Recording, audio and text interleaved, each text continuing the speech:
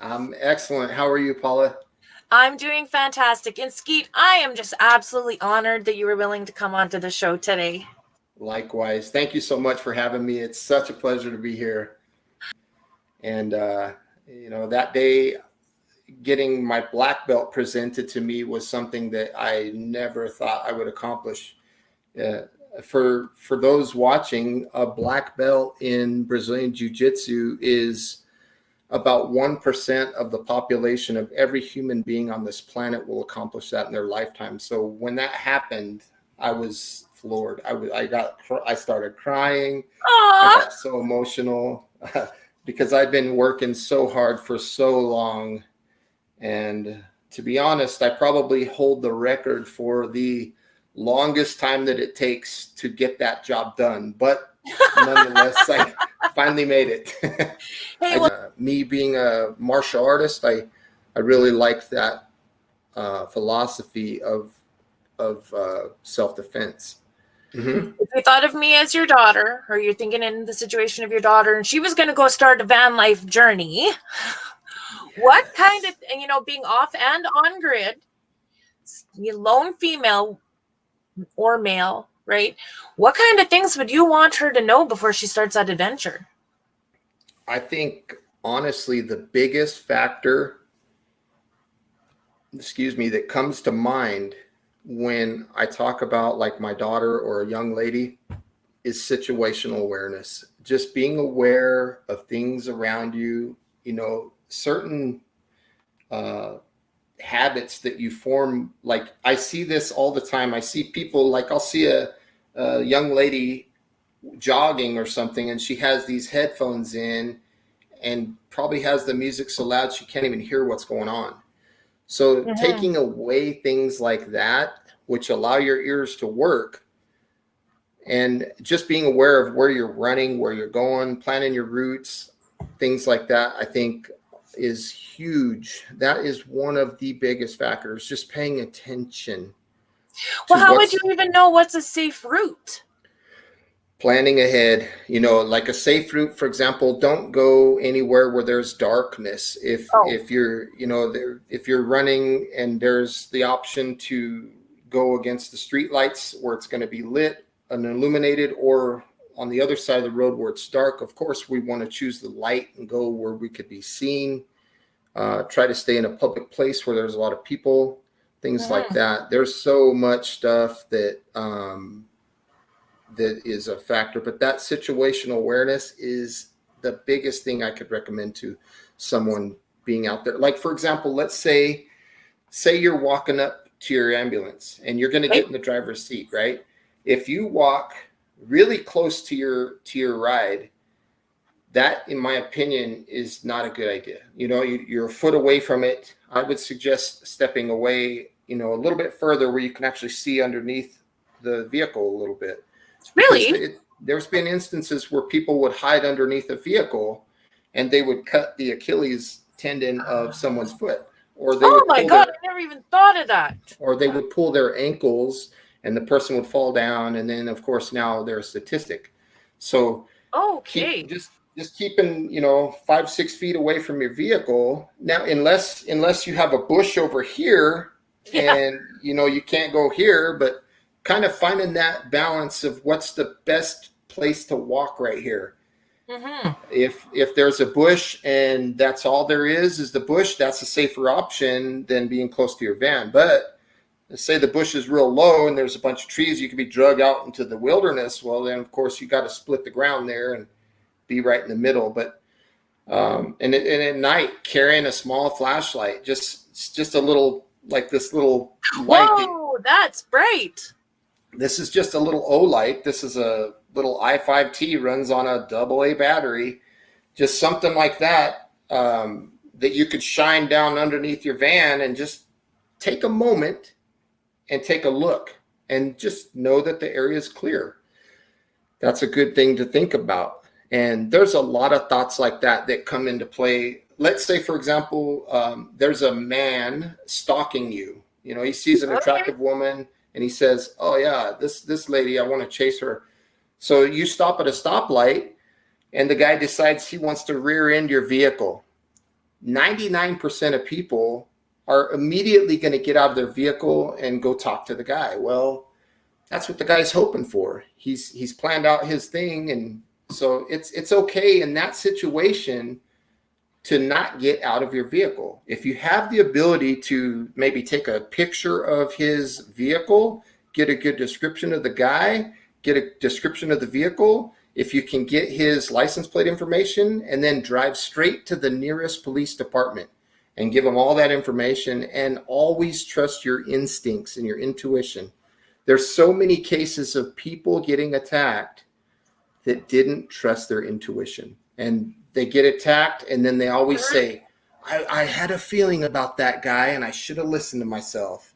Yeah, you get that vibe, that feeling right in your belly. Yes, and listen to that. When the hair stands up on the back of your head and you don't feel that something's right, trust that, because it's better to be right, or excuse me, let me say that again. It's better to be wrong and cautious than to be wrong and a statistic.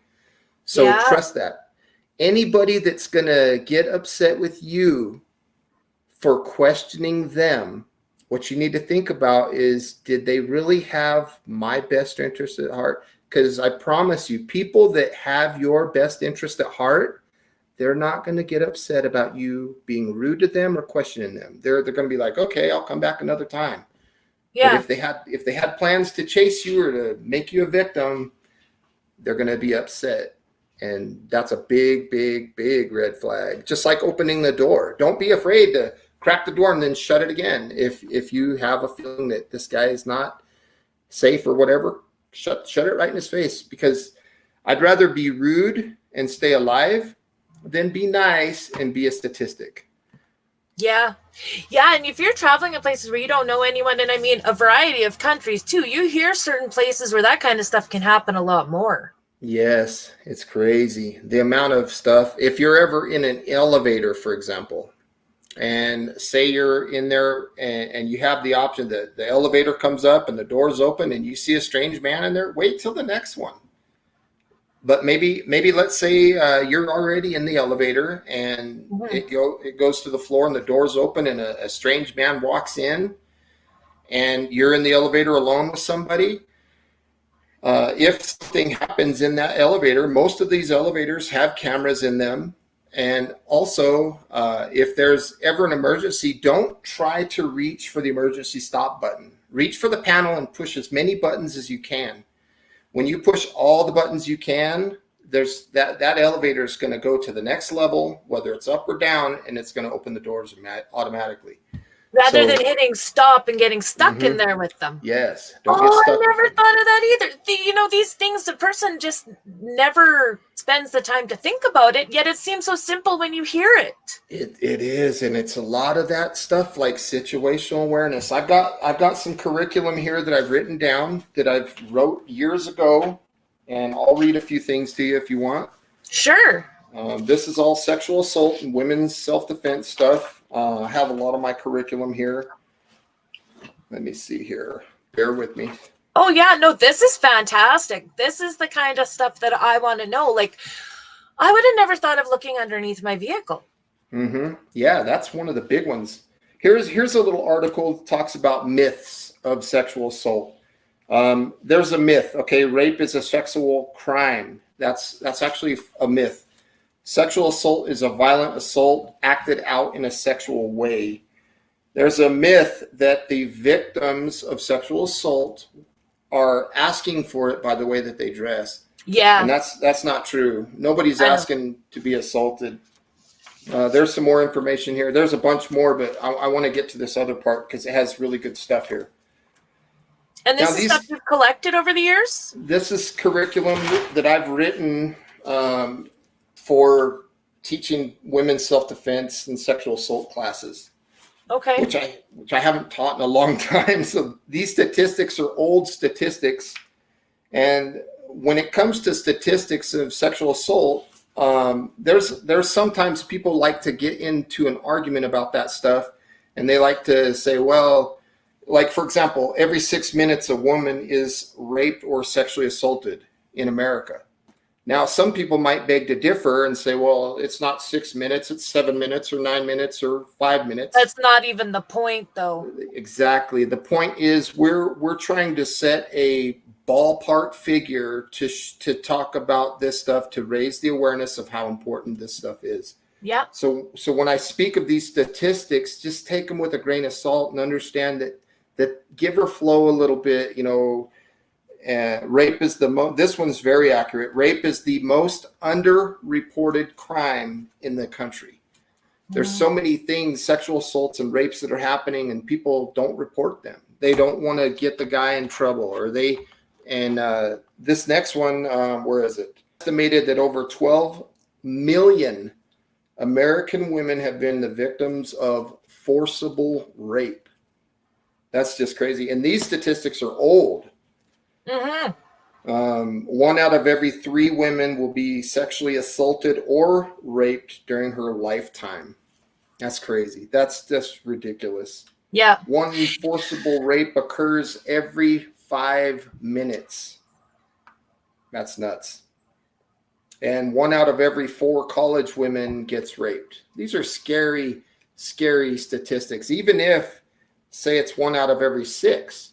Women. That's still ridiculous. In the year 2020, there was an estimated 90,000 forcible rapes that were reported. This figure does not include statutory rape, meaning rape without force. That's just crazy. And it's one of those things that isn't talked about as much as it could be, right? Yes. So when I watch a lot of van channels with van life and stuff, and I do look up some, you know, safety stuff. Mm-hmm. It doesn't cover the things that you're already, you know, starting to share with us on the show today.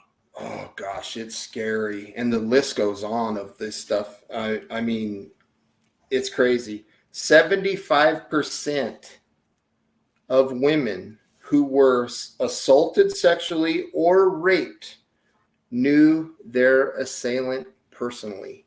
Mm-hmm. Now, it could have been a boyfriend, it could have been your neighbor, it could have been somebody down the street or a guy you went on a date with, but they've known these people. One of the biggest factors or tools or leverage that a woman has is people don't want to be identified. So if you can tell the attacker in a situation, hey, you're wearing blue jeans, you got blue eyes, you got brown hair, and you live here, or this is your vehicle license plate number. If you can identify them, that will really deter them from thinking about attacking you.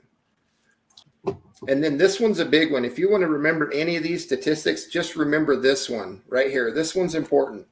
Okay. 85% of women who immediately resist their attacker are able to escape.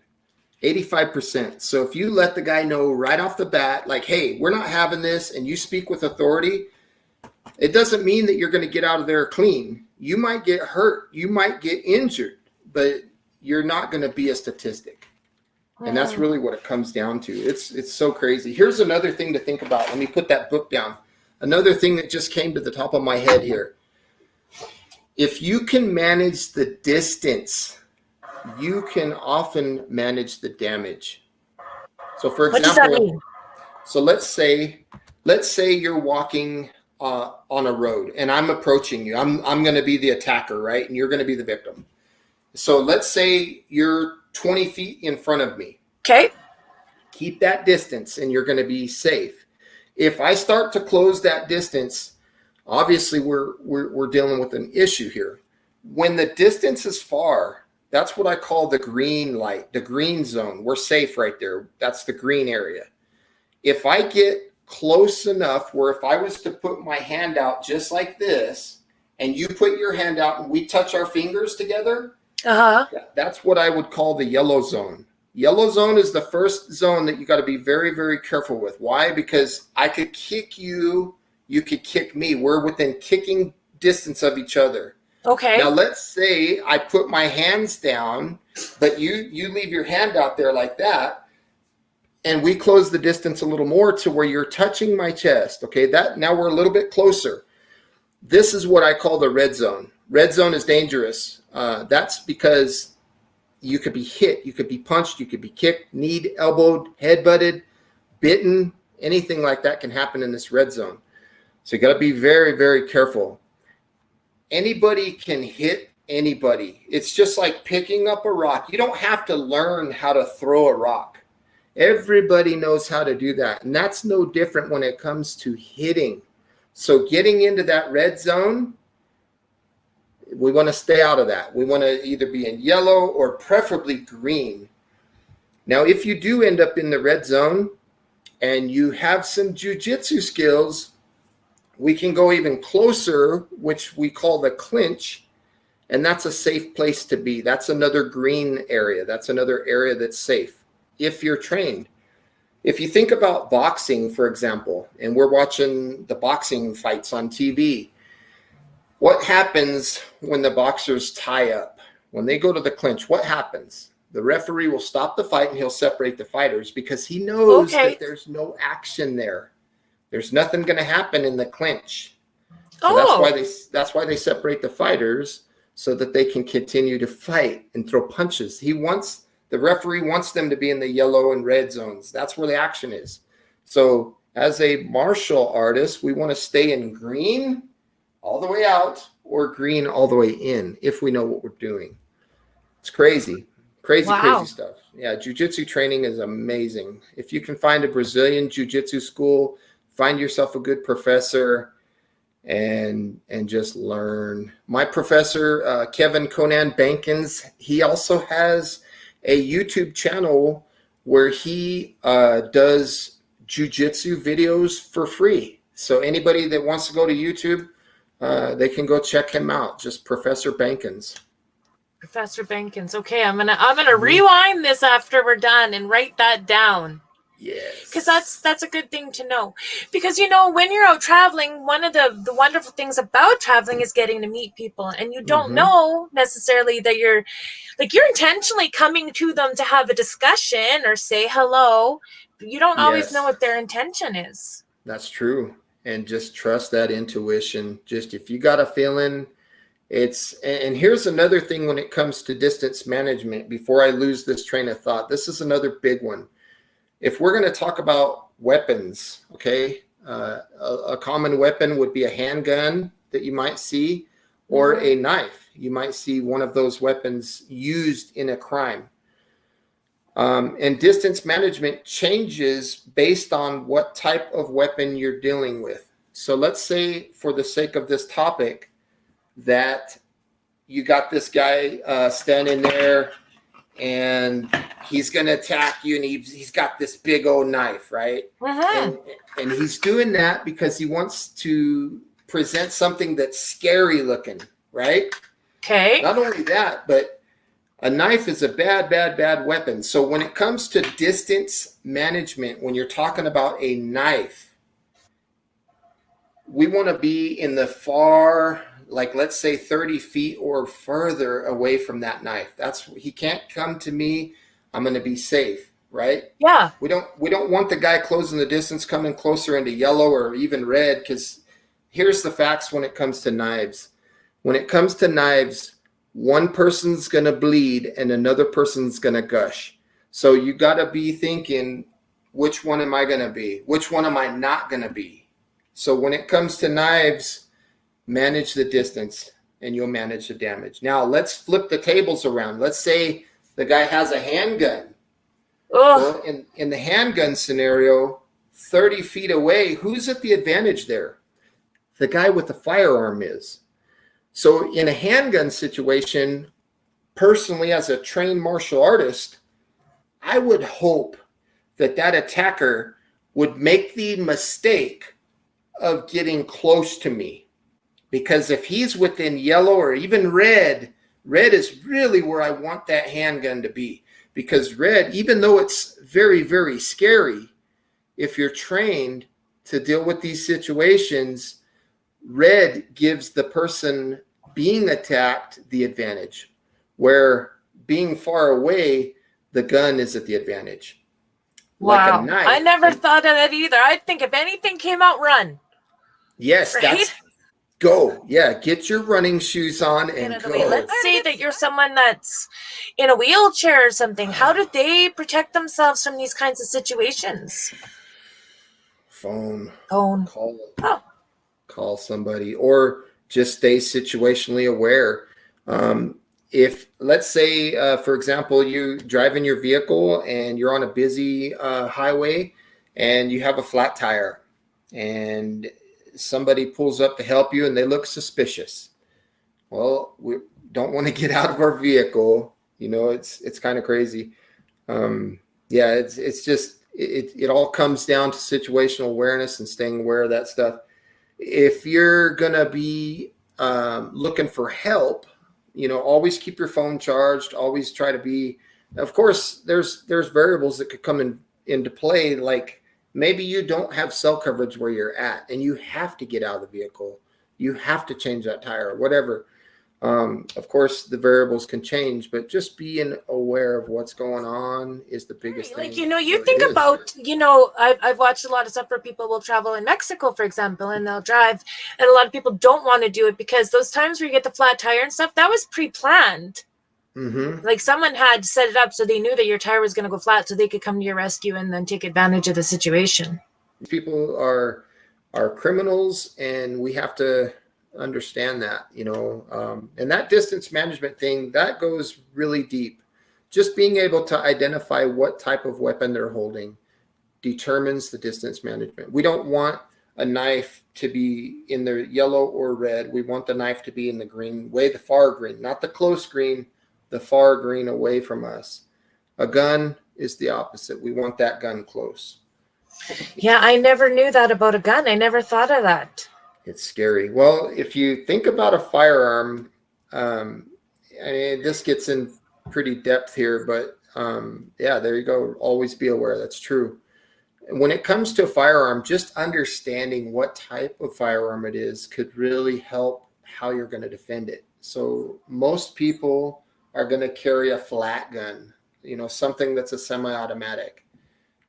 If you can grab the slide of the firearm and redirect that away from you into a safe direction, that round, even though the gun might discharge, that round is not going into you. And if you can keep your hand on the slide tight enough where the slide cannot cycle back and forth, that first round will go off in a safe direction because you shoved it away from you. And if you can keep a good tight grip on that portion of the firearm, stopping the slide from coming back and picking up another round basically disarms that firearm. It's so crazy how that works. If the person has a revolver, which has a cylinder full of rounds, that turns, the process is similar. Say the hammer is back. If you can put your thumb between the hammer of the firearm and the frame of the firearm, when they pull the trigger, the hammer will come down on your thumb. You'll probably get a nice little cut, but the firearm won't go off. Okay. And always redirect that muzzle. If they're pointing it right here at you, get it pointed over here and let the round go off, because it's not pointed at you here. Just redirect that muzzle. Just get it out of your way. And make sure you're not redirecting it towards your friend or towards a bystander. Get it away from you in a safe direction. That's one of the biggest things on dealing with firearms. So what if I was, I'd been sound asleep in my ambulance and I hear someone's out there and I'm scared and I don't know what they have or not. What should I be carrying with me and not a gun? Right? But what are other things that I should be carrying with me to help protect myself? Or what can I recycle into something that can be useful to defend myself? Yeah, some good pepper spray, and be ready to use it and keep your van locked. That pepper spray is good stuff. Bear spray, you spray that on somebody, they're not going to be wanting to come after you very good. Now, how far is the green and red zones when it comes to bear spray and pepper spray? Because I've never used it. How far away can I be and still have it effective? I would say just right before they touch yellow. Right before they touch yellow. Okay. So if you hear If you hear you're sleeping in your ambulance and you hear a pry bar cranking on your door and you can see the door moving and they're coming in, stay as far away as you can so that if that door opens, you can blast them with that bear spray from a distance.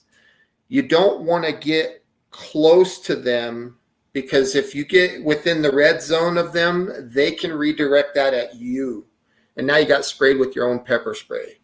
So if you can keep yourself as far away from that door, and there's another good comment right there: motion cameras or lights outside. Well, my ambulance does have lighting all the way around, so all I'd have to do is turn the key and switch all those lights on. So hopefully that would deter someone.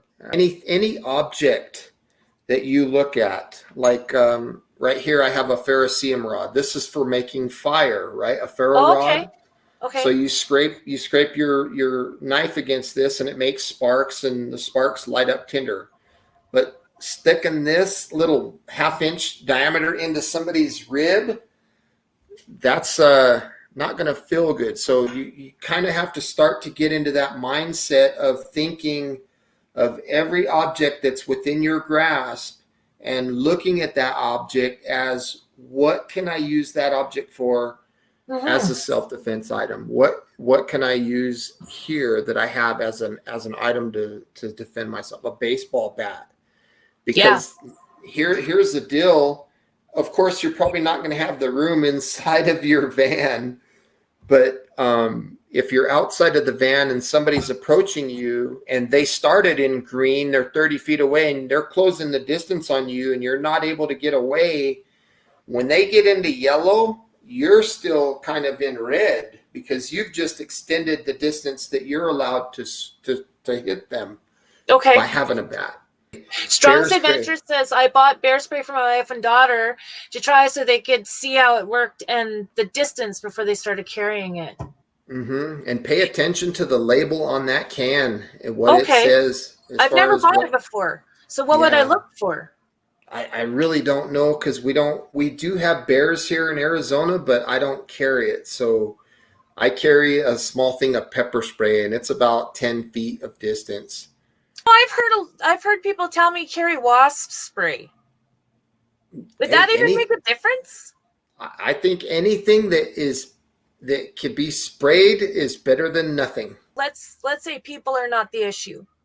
Let's say I'm completely off grid and there's not a person in sight, won't be, and then my tires are flat and I can't change them because this is a big ambulance. I probably can't change my tires myself, and I'm stuck out there till someone eventually finds me, which could be weeks. How do I manage my survival then? In RV weekends? Thank you. They said they'll send me some. Definitely having a big supply of water and plenty of blankets so you can stay warm, especially up in your neck of the woods where it gets cold. And water and hypothermia are the two biggest ones. You know, if you get 3 hours of extreme exposure to the elements, you could die from that. And 3 days without water, you could die from that. So making sure that you have those two covered. Food, a lot of people get into a survival situation and they think, I need some food. But honestly, the food is far down on the list of priorities in survival. Shelter, water, fire. Those three are huge.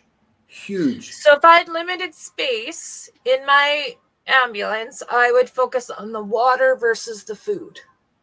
Absolutely, because when we go into a survival scenario, let's say we're starving, okay, what will happen with your body is your body will go into ketosis. And when you're exerting calories, whatever you're doing, splitting firewood, working around camp, whatever you're doing, that calorie expenditure needs to be replenished by a calorie intake.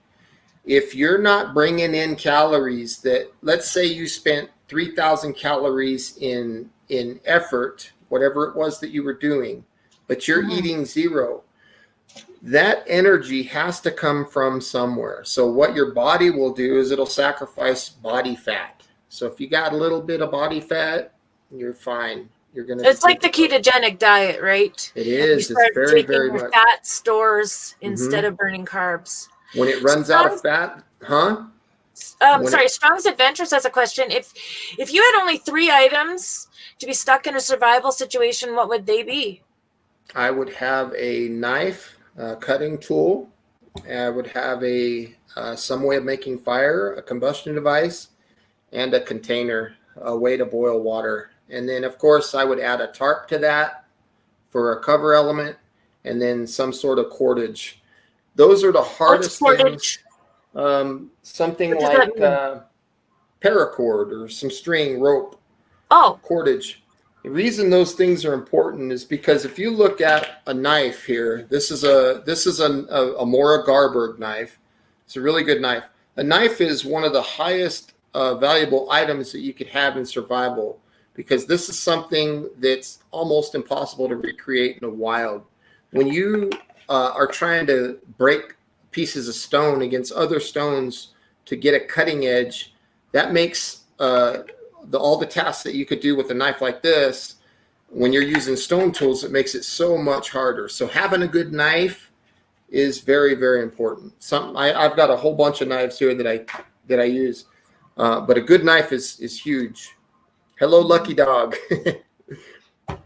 you do a lot of reviews on those kinds of pieces of equipment. I do. Yes, I do. And I'm trying to change my angle of where my channel's going, because I got real heavy into flashlights and stuff, and I people are kind of noticed lately. they're Yeah. like, yeah, come on, dude, we're tired of flashlights, man.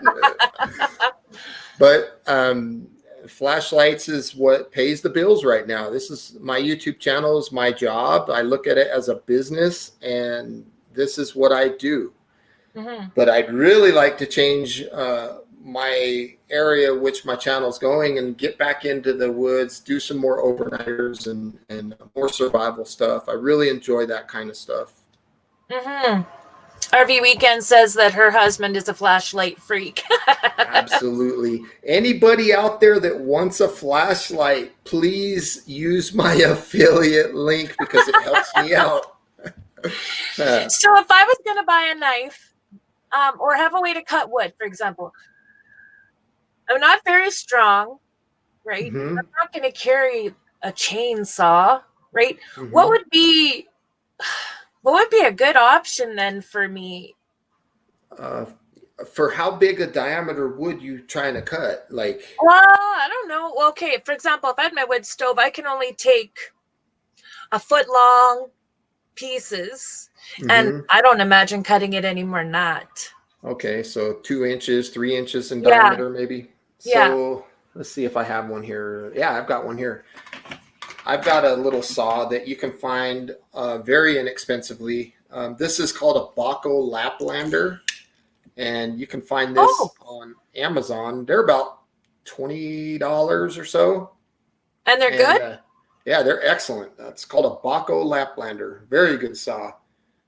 There's another saw that I use that's a little bigger. It's called a Silky Big Boy 2000. Just remember the 2000. Silky Big Boy 2000. I drilled a hole here, and I put a little piece of hardwood in there, and I use that as a bearing block for friction fire. So I'll hold this, and I'll have my little spindle right there, and it'll allow my spindle to spin so I can make fire. And that's why I have a little hole drilled in there. But this See, is a and good those saw. are the things that are awesome, because if we can only carry so much stuff with us, we want them to have more than one purpose. Oh, absolutely. Yes, absolutely. And that Baco Laplander is a good saw. Well, and what I like about it too, because I'm clumsy, is I can fold it and not hurt myself with it when I'm not Yes. using it. Yeah, it's got a little button here that you push. Mm-hmm. So you can just push the button and the blade locks. It'll lock open, and then it'll lock shut too. Well, that's So it's awesome. pretty cool. RV An Weekends axe. is wondering about an axe. What would you recommend? I got these East Wings. This is an old hatchet. This is a small hatchet that I use. This is a little East Wing. I picked this up a long time ago, and it's been fabulous. This thing's amazing. I also drilled a hole in there too, so I have a divot so I can do my bearing for friction fire. But just an old East Wing hatchet, something small. I love this. It works real good and it's perfect for me. I don't carry a big axe. I do have them, but I would rather carry something small like this because I'm usually backpacking in. Someone said RV Weekend says a small axe that you can use to splinter wood into kindling. Is that what you could do with yours? Yes. Oh, there's a special. This is my mom right here. Oh, hi, Mom. Yeah. Hi. She better say you're great.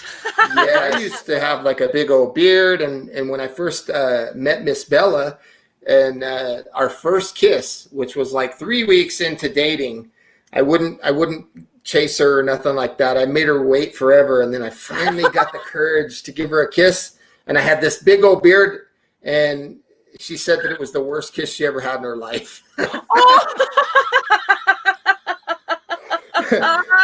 I said, no, honey, it was fabulous, and you're just in denial. And she says, oh, no.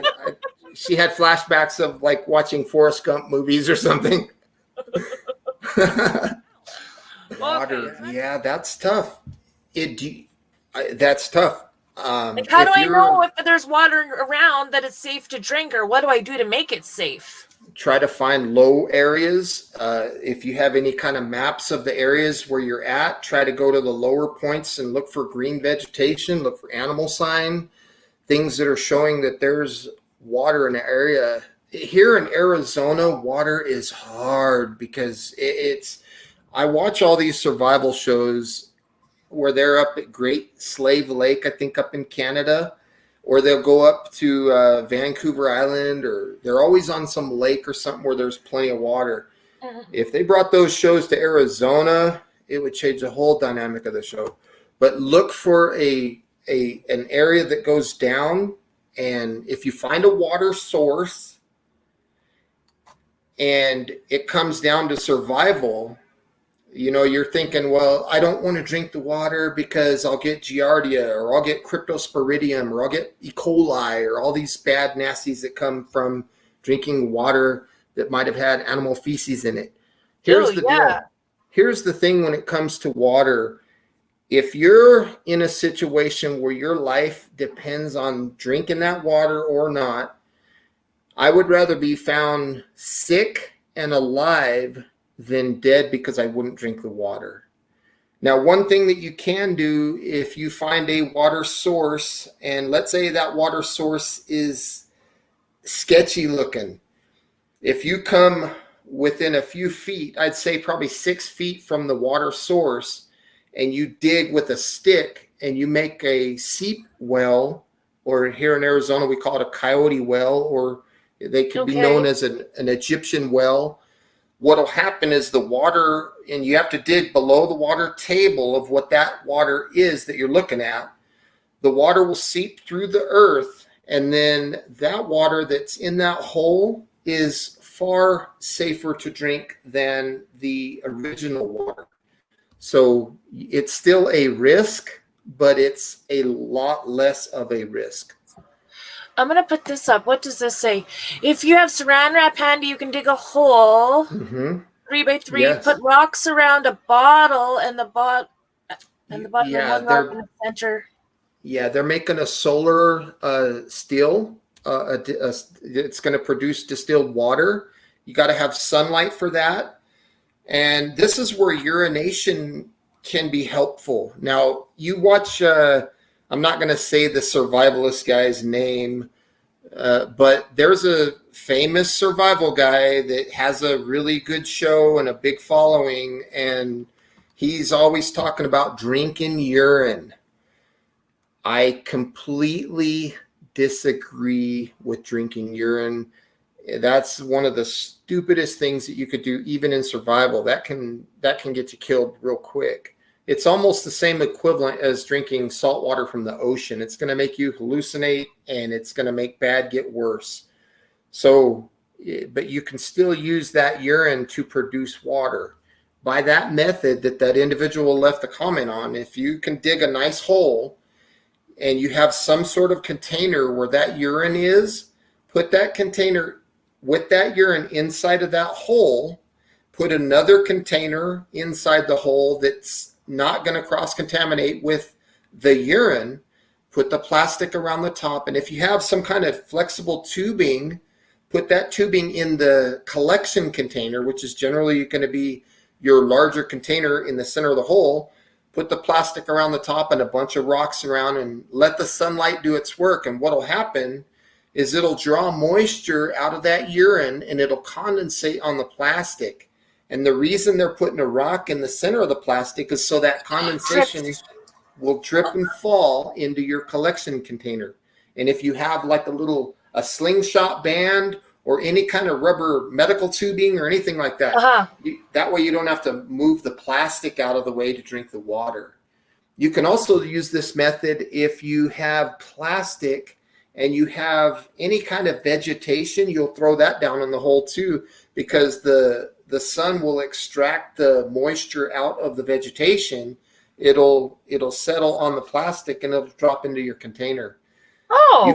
You can take plastic too. Here in Arizona, I've done it in a couple of my videos in the past, where I put I had Walmart plastic bags and I put them around the boughs of a juniper tree, and it produced water for me to drink. There was a video series that I did when I didn't really know what I was doing. It was 3 days of survival. I forget what it was called, but it was 3 days of survival. It was like 12 videos in that series, and I showed it in that series. Pretty cool technique. Wow. It's not going to produce high volumes of water on the scale of how much water you need to consume daily. So what I recommend for people is, if you look at your body weight, and just to make the figures easy to understand, let's just say I'm 200 pounds. Okay. So if you take half of that in ounces, that's how much water I need to drink per day. So a 200 pound I don't think I even do that now. So a 200 pound guy drinks, 100 ounces of fluid a day. That's just over 3 liters of water. 3 Nalgene bottles, 3 32-ounce bottles of water per day. And if you're going to be doing a lot of exercising or a lot of hiking, of course, you need to increase the number of ounces that your body's bringing in, because our bodies are made out of water. Yeah, I bought these tablets that I can put in the water. Mm-hmm. But like, how does that work? Like, let's say I do have somewhat of a source, but I want to get stuff out of it. Okay, so those tablets will kill what's in the water, and it's good to use those in an emergency situation, but I wouldn't recommend chemical treatment as let's say I want to drink that water every day for 7 days and use that method every day. I wouldn't recommend that, because your body's not supposed to be having all these chemicals in it. I recommend boiling the water. Boiling is the only method that will kill 100% of what's the pathogens that exist in that water, is boiling. It's not going to do anything, like I mentioned earlier, to change the odor or the taste of the water, but it will make it safe to drink. If there's any heavy metals or chemicals that are in the water, boiling's not going to do nothing to that either. For those types of things, metals, chemicals, and taste and odor, you need something that has a charcoal element to it, and that will help reduce those things that exist in the water.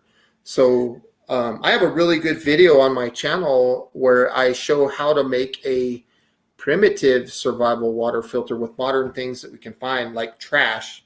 You can use a 3-liter bottle. You put some charcoal from your fire, and you put some ant pile, the little rocks that the ants carry. Put some of those in there and a lot of charcoal, and that will help tremendously with making your water safer. If you have just household bleach, that's really, really good if you're going to choose some chemical treatment. And I would take like a 32-ounce Nalgene bottle, or a Gatorade bottle that's 32 ounces.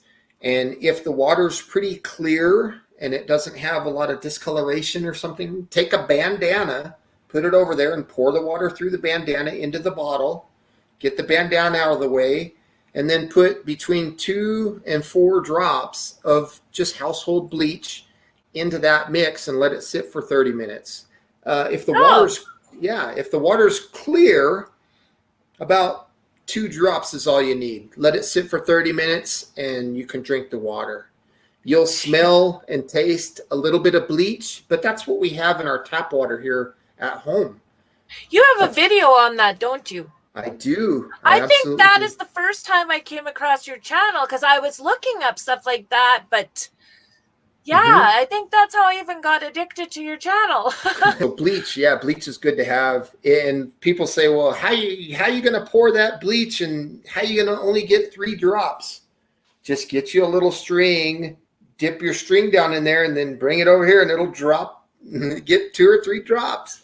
But going back to a knife, I wanted to talk about the knife a little bit more. Okay.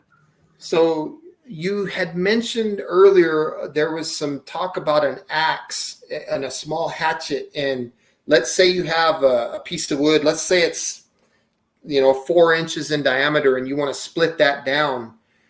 There's a technique that some of us use called batoning, which is we'll take our knife and say we have this is the piece of wood, and we'll set our knife on that piece of wood like that. Okay. And then what we'll do is we'll hit the top of the knife with another piece of wood, and that's how we split our wood out in the field. It's called batoning. Like this knife here has a 6-inch blade. So at whatever the distance is here, about 5 inches of material, I can easily use a knife like this to baton through my wood. And it's such a cool technique. You'll see me do this technique in a ton of my videos. In fact, one of my videos that I really am proud of is my bow drill friction fire video. That's a fabulous video. And in that video, I show a lot of batoning and that method. It works really, really good. I've seen on your channel too, you teaching a lot of children how to start fires in the wilderness. That would be another thing, right? Like, let's say, okay, I have butane and propane, but I ran out. I need to boil that water. Yes. How do I do that? Yeah, get yourself a ferrocerium rod. This is cool. Ferro rods, like on this knife sheath right here, I've got a 3/16 ferro rod. This is a Coughlin's ferrocerium rod.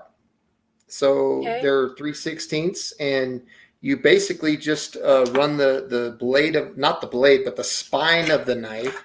So you want to find a knife that has a good sharp 90-degree spine.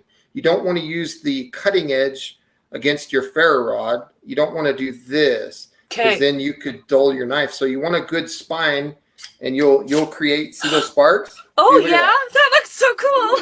Look at that. Hey, we're having fun over here. So you'll use this ferrocerium rod to make sparks, and those sparks end up in a tinder pile. So you'll find, just think of it like a bird's nest. What would you find a bird's nest? What would that look like? A bunch of thin material that has a lot of surface area, that about a 3,000 degree spark, which is what these produce, will ignite that thing. Cotton balls that are soaked in Vaseline, and then you fluff them up. Yeah. Run one spark on that. And I do a ferro rod all the time in a lot of my videos, and it works really good. The cool thing about these is they never go bad. If it can get wet, and it yes. And if you want a larger one, like this is a 1/2 inch by 6 inches, and I have some duct tape on it. This one's smaller. This is the Coughlin's. Coughlin's, you can find these on Amazon for like $5 or something. Really? And then I drill holes in the end of mine, and I put some kind of bright colored paracord on it, just so I don't lose it. That color doesn't blend into nature, so yellow really stands out. You see these survival experts on these television shows, some cases like the show Alone, and they lost their ferro rod. I'm thinking, how do you lose your ferro rod? That's one of your biggest tools that you take out there into the wilderness. Mm-hmm. Can't afford to lose that. So get yourself a good ferro rod. If you don't want to mess around with a ferro rod, find a Bic lighter. Bic lighters are awesome. They work really good. And just remember that everything has to graduate. Fire likes chaos. When you start a fire, there's a misconception that a lot of people have that they think, okay, I'm going to start a piece of wood this big around and hold my lighter up to it. It's not going to light. You have to start with small diameter pieces. Think of toothpick sized, little tiny little pieces. Get those lit. And then you take your pencil sized pieces and graduate up to that. Once that gets going, then you put your pieces about the size of your finger. And then once those get going, then you put your wrist size and then eventually bigger pieces of wood. But you have to graduate up into that fire. You can't just put a lighter next to a big old log and expect that thing to light. It's unfortunately not going to work that way. Dryer lint too. If you have dryer lint, you can use that. Or if you're wearing blue jeans and you want to scrape like against your pants, you can scrape some of that material off of your denim pants and it'll make like a little fluff, a little dust. And you could use that as a tinder pile too. Never thought of that. There's tons of tree barks and things. And when you're, let's say it's inclement weather, we're getting a little bit of rain and you're trying to figure out like, where am I going to find wood that is going to be able to be lit? Well, just get underneath the canopy of the tree and find the pieces that make that snapping sound, snap sound. Underneath the canopy of the tree, that's where the best wood is that's going to be useful to light. And if you can't find nothing dry, say it's just a big heavy downpour, then what we need to do is we need to find a piece of wood. And just like I mentioned earlier, we're going to take our blade and we'll baton that piece of wood down to get to the center of the wood where it's dry.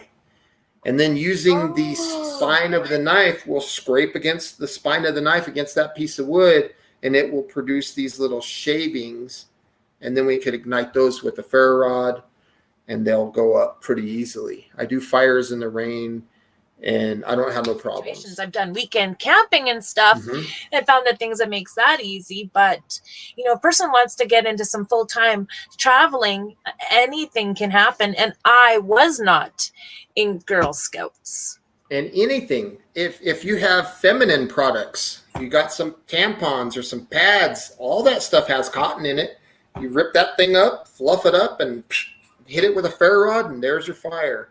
So just because you might not have some cotton balls available doesn't mean you can't improvise a little bit. There's never a day that goes by in my life that I don't learn something from somebody. It's like a lifelong quest for me to always be ready to learn something. I noticed on your channel too, you do a lot of stuff with paracords. Now, what are all the uses for it? I've seen you with some fire stuff, but like... Yes, paracord. Because that seems like something that's a multiple use kind of thing to carry. Yeah, paracord. But the reason I say having at least like 100 feet of paracord, because when it comes to twisting fibers together from natural materials, that is so hard on your hands, and it's such a cumbersome task. It's so hard to make paracord. To make cordage rather, it's one of the hardest things to reproduce in the field. So having cordage instead of making it, it's good to know how to make it, but it's good to have it so you don't have to make it. Because it's if you can get your hands on some mule tape, What's that? Good too. It's like you'll see it in like tying things down for shipping, and it's a white. It's like I'm trying to think how to describe it. Mule tape. It's a type of cordage. It's a flat, like a webbing almost. One of these little rolls of athletic tape is one of the biggest things that I keep in my kit too, because this does a lot of things. This can be used as Band-Aids. Yeah. You could make cordage out of this if you had to. If you have duct tape can be used as a fire starter, because if you have a ferrocerium rod and you throw sparks on a piece of duct tape, that thing will burn. In fact, if you have some corn chips, like some Fritos, and you break those up and throw a spark on those, watch what happens. The oils in those chips will go up and you'll have a nice little fire starter. That must be some pretty oily stuff. Excellent. Excellent. In fact, there's one that I would recommend a little higher than a Life Straw, and you can find it at Walmart. It's called a Sawyer Squeeze. A Sawyer Squeeze. They're about $30 at Walmart. In fact, if you get them on Amazon, I think you can pick them up for like $23.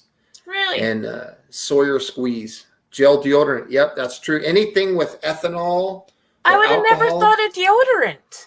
Anything with ethanol or alcohol, and you put that, like, say for example, that deodorant and a cotton ball or one of those round cotton rounds.